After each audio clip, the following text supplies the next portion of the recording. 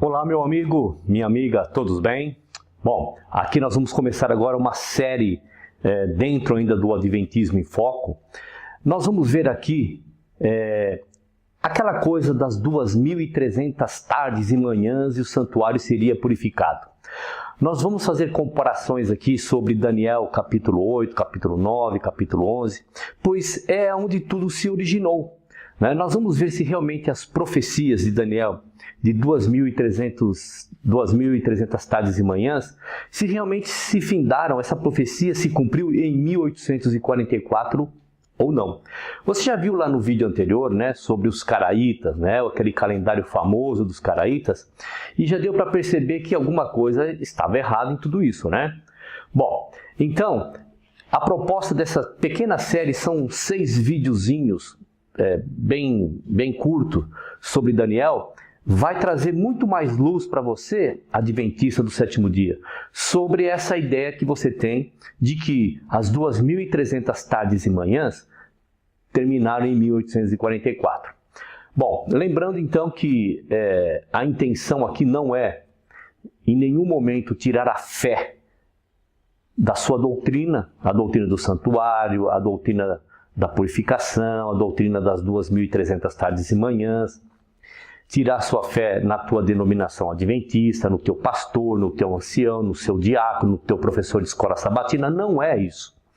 É simplesmente trazer para você, adventista, fatos que talvez você nunca ouviu falar, informações para você pensar, nada mais que isso, tá bom? Vamos ao vídeo.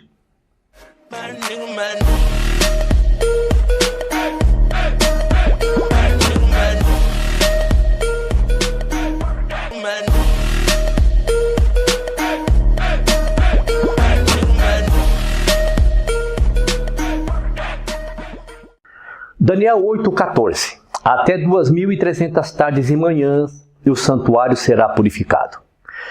Os adventistas do sétimo dia têm uma interpretação verdadeiramente singular de Daniel capítulo 8, diferente de qualquer outra denominação cristã. Esta série de vídeos examinará os ensinamentos adventistas do sétimo dia sobre Daniel 8 e a profecia dos 2.300 dias. O chifre pequeno de Daniel 8. Para entender os 2.300 dias, devemos compreender a identidade do chifre pequeno de Daniel 8, verso 9, porque é este chifre pequeno que desolará o santuário durante os 2.300 dias. Os adventistas do sétimo dia ensinam que o chifre pequeno de Daniel 8 é o poder romano. O pioneiro e teólogo adventista J.N. Andrews escreve em A Profecia de Daniel, os 4 reinos, o santuário e os 2.300 dias. Diz assim: em consequência, as atividades atribuídas a este chifre pequeno de Daniel 8 entende-se como que abrangendo Roma, tanto pagã como papal em suas esferas de ação. O guru adventista de profecias Uri Smith nos assegura que não tem nenhuma outra explicação possível e escreve em Daniel e a Revelação, página 162. Roma satisfaz todas as especificações da profecia. Nenhuma outra potência o faz. Por isso, Roma e nenhuma outra é a potência em questão. É verdade que somente Roma pode representar o chifre pequeno de Daniel 8? Será? Vamos examinar então a evidência. Segundo os ensinamentos dos adventistas do sétimo dia, o chifre pequeno de Daniel 7 e o chifre pequeno de Daniel 8 são a mesma potência segundo eles. Embora é verdade que ambas são descritas como chifres pequenos, logo vamos descobrir que a semelhança termina absolutamente aí. Bom, vamos ver uma importante troca de ênfase no livro de Daniel entre os capítulos 7 e 8. Vamos lá. Daniel 7. Potências mundiais representadas por bestas imundas. Daniel 8. Potências mundiais representadas pelos animais do sacrifício do serviço do santuário. Daniel 7. Escrito em aramaico, um idioma gentil. Isto poderia indicar que foi escrito para ser lido pelo mundo gentil. Daniel 8. Escrito em hebraico. Isto poderia indicar que foi escrito para ser lido pelos judeus. Daniel 7. A ênfase profética se dirige ao mundo inteiro. Daniel 8 enfatiza os serviços do santuário judaico.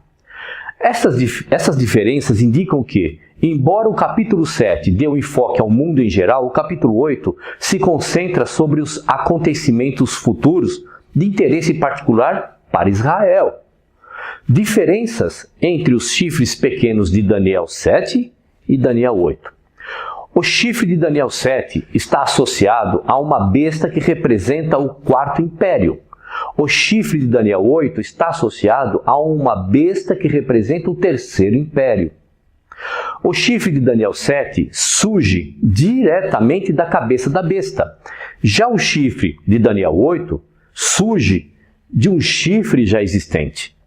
O chifre de Daniel 7 aparece em meio aos 10 chifres já existentes, o que, segundo a teologia adventista, ocorre depois que o quarto poder se dividiu em 10 partes.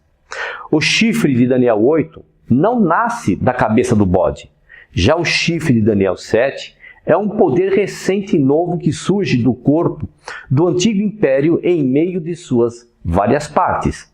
O chifre de Daniel 8 sai de um dos 4 chifres da cabeça do bode. O chifre de Daniel 7 é um chifre que nasce de uma besta.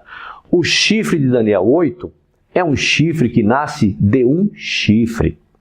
O chifre do capítulo 7 de Daniel arranca 3 chifres durante o seu surgimento. O chifre de Daniel 8 não arranca nenhum chifre durante o seu surgimento.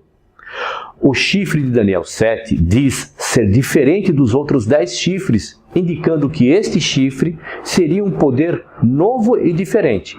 O chifre de Daniel 8 já nada indica que este chifre seja novo ou diferente em maneira alguma. O chifre de Daniel 7, as palavras aramaicas para chifre, pequeno em 7 e 8, se traduzem precisamente como outro chifre, um pequeno. Já o chifre de Daniel 8, as palavras hebraicas para chifre pequeno em 8 e 9, se traduzem precisamente como um chifre de pequeno tamanho. O chifre de Daniel 7 é mais robusto do que os seus companheiros. Em outras palavras, representa um poder mais forte que os que estão simbolizados pelos outros 10 chifres. O chifre de Daniel 8 é um chifre que sai de um chifre de pequeno tamanho. É insignificante quando se compara com os 4 chifres notáveis e o chifre original do bode. O chifre de Daniel 7, seu campo de influência é a totalidade do quarto império, pois surge da cabeça da besta e se converte no chifre dominante entre outros 10 chifres. Já o chifre de Daniel 8 pertence somente a uma das 4 divisões do poder do bode. Sua atenção se restringe principalmente a uma província menor de uma divisão do império do bode, ou seja, a terra gloriosa do versículo 9, que é a Palestina. O chifre de Daniel 7 se levanta contra o Altíssimo e os santos do Altíssimo. Estes são os santos de Deus através de todo o quarto império. Já o chifre de Daniel 8, a malevolência é dirigida contra o povo judeu, seu sumo sacerdote, os sacrifícios e o santuário. A atmosfera e o aspecto do capítulo 8 indicam uma batalha local e levítica. É óbvio que há muitas e significativas diferenças entre o chifre pequeno de Daniel 7 e o chifre pequeno de Daniel 8. Tem muito mais. Há também diferenças no momento em que as pontas chegam ao cenário da história. Quando surge o chifre pequeno de Daniel 8? Quando isso acontece? Daniel capítulo 8, verso 9. De um dos chifres saiu um chifre pequeno e se tornou muito forte para o sul, para o oriente e para a terra gloriosa. Daniel 8, 9 diz que o chifre pequeno teria sua origem nas divisões do Império de Alexandre, no fim do seu reinado.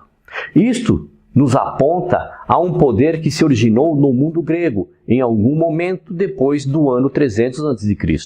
Roma nunca foi parte do Império de Alexandre, nem se originou de uma das divisões do Império grego. Consegue compreender? Roma surgiu na Itália e foi fundada no ano de 750 a.C. Roma se converteu em república no ano 509 a.C. e não conquistou as 4 divisões do Império Grego, não chegou nesta época da história. Isso é prova adicional de que Roma não surgiu de nenhuma das 4 divisões do Império de Alexandre. Portanto, Roma não se encaixa no símbolo profético de um chifre que surge de um chifre dentro do Império Grego. O chifre pequeno de Daniel 7 não teve seu começo senão até que a 4ª besta se dividiu em 10 reinos, o que ocorreu 476 anos depois de Cristo. O chifre pequeno de Daniel 8 havia de surgir no fim do seu reinado. O seu reinado se refere às 4 divisões do Império Alexandrino. Portanto, o chifre pequeno de Daniel 8 havia de levantar-se 6 séculos antes que existisse o chifre pequeno de Daniel 7. Segundo os adventistas, os 2.300 dias começaram no ano 457 e terminaram no ano 1844, tá certo? Supõe-se que durante esse período de tempo, o chifre pequeno de Daniel 8 pisou aos pés do santuário. De acordo com os ensinamentos adventistas, isto começou quando Roma pisoteou o santuário terrestre e logo se converteu em Roma papal, que pisoteava o santuário celestial. Isto apresenta vários dilemas. Primeiro, Roma não teve nenhum contato com os judeus senão no ano 161 a.C. Como poderia o chifre pequeno haver começado sua obra no ano 457, 296 anos antes de entrar em contato com os judeus?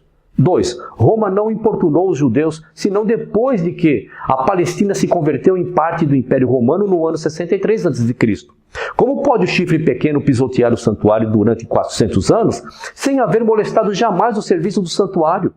3. Se Roma papal é o chifre pequeno de Daniel 8 durante a última parte dos 2.300 dias, que ocorreu a Roma papal em 22 de outubro de 1844, porque não há nenhum acontecimento na história papal que coincida com o final dos 2.300 dias?